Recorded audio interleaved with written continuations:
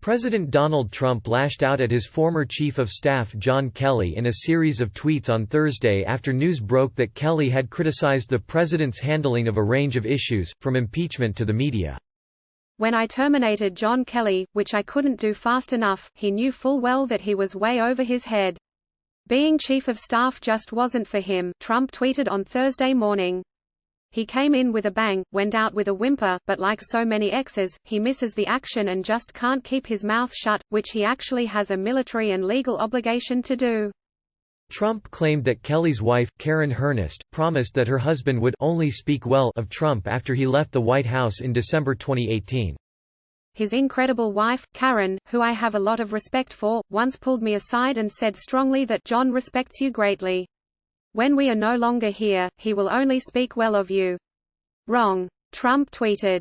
Kelly, a retired military general, has repeatedly criticized the president in recent weeks, and on Wednesday night he said Lieutenant Colonel Alexander Vindman, who testified in Trump's impeachment inquiry, did exactly what we teach them to do when he reported Trump's illegal pressure campaign in Ukraine. "We teach them, don't follow an illegal order. And if you're ever given one, you'll raise it to whoever gives it to you that this is an illegal order, and then tell your boss," Kelly said, according to The Atlantic. Kelly also took issue with Trump's intervention in the case of Eddie Gallagher, the Navy SEAL who was ultimately acquitted of war crimes and whose demotion Trump reversed. Kelly said Gallagher, whom Trump has lavishly praised, was not a guy who represents our military in any way, shape or form. The military legal justice system worked, he was found guilty of certain things. He should have been ashamed of himself, and he should have been sent home. Kelly said. So the idea that the commander-in-chief intervened there, in my opinion, was exactly the wrong thing to do.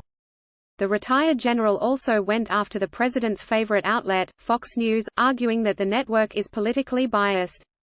"The media, in my view, and I feel very strongly about this, is not the enemy of the people," he said, according to the Morristown Daily Record.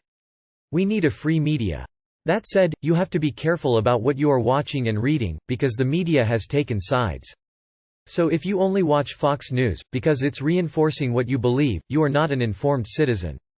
In a Fox News interview on Thursday, the White House press secretary, Stephanie Grisham, called Kelly's remarks disingenuous and said she was disappointed with him. "I was in the room with him when he actually backed the president on many of the things he's now saying weren't great," Grisham said.